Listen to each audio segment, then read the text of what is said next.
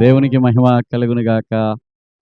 యేసు రాజులకు రాజు, ప్రభులకు ప్రభువు, దేవాది దేవుడై ఉన్నాడు. ఆ దేవాది దేవుడు ఈ మార్నింగ్ మన్నా ద్వారా మిమ్మల్ని దర్శించుటకు దేవుడు చూపిన కృప కొరకు దేవునికి వందనాలు. ప్రియా దేవుని బిడ్డ, దేవుడు చెప్తున్నాడు, యెహోవా మెకాతీస్, నేను పరిశుద్ధపరిచే యెహోవాని అని చెప్తా ఉన్నాడు. అంటే యెహోవా మెకాదీస్. లేవి కాండము 20వ అధ్యాయం 8వ వచనం. చూడండి, మనము తల్లిని తండ్రిని దూషిస్తూ ఉంటాం, తల్లిని తండ్రిని బాధ పెడుతూ ఉంటాం. అదే సమయంలో తల్లిని తండ్రిని, కొంతమంది తల్లిని తండ్రిని బిడ్డల్ని భార్యల్ని ఎక్కువగా ప్రేమిస్తూ ఉంటారు. దీన్ని సోల్ టైస్ అని మనం చూస్తాం, ప్రాణబంధకాలు.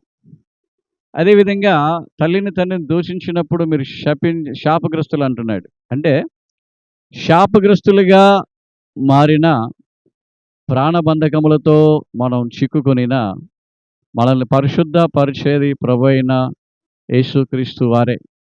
యేసుక్రీస్తు వారి యొక్క రక్తం వలన మనకు పాప క్షమాపణ ఉన్నది. యెహోవా మెకాతీస్ మనల్ని పరిశుద్ధపరుస్తూ ఉన్నాడు. ప్రభు ఆయన పొందిన దెబ్బల ద్వారా, ఆయన కార్చిన రక్తముతో నీకు నాకు స్వస్థత ఉన్నది, విడుదల ఉన్నది, పరిశుద్ధత ఉన్నది. దేవుడు ఎక్కడ ఉంటే అక్కడ పరిశుద్ధత. ఎందుకంటే ఆయన పరిశుద్ధుడు, పరిశుద్ధుడు, పరిశుద్ధుడు, పరిశుద్ధుడు.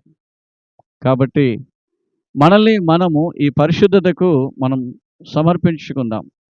ఈ పరిశుద్ధతకి సమర్పించుకున్నప్పుడు ప్రభు యొక్క స్వాధీనంలో మనం ఉంటాం. ప్రభు యొక్క స్వాధీనంలో మనం ఉన్నప్పుడు ప్రభు మనల్ని అద్భుత రీతిగా నడిపిస్తాడు. నీ మార్గములన్నిటినీ సరళము చేస్తాడు.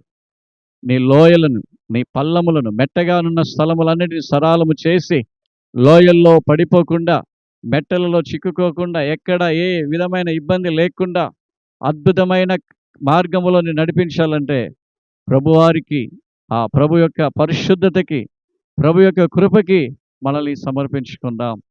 ఈ దినమున నీకు ఏ మేలు కావాలన్నా, నీ మార్గమంతటిలో గొప్ప దీవెనలు కావాలన్నా ప్రభుకు మనం సమర్పించుకొని ముందుకు వెళదాం. ప్రార్థన చేసుకుందాం. అందరూ తలలు వంచి, ప్రభా నన్ను మీకు స్వాధీనపరుచుకుంటున్నానని, నన్ను మీకు సమర్పించుకుంటున్నానని ప్రార్థన చేయండి. పరిశుద్ధుడా, ఓ దేవా, ఎదుగుతని మమ్మల్ని మీకు సమర్పిస్తున్నాం.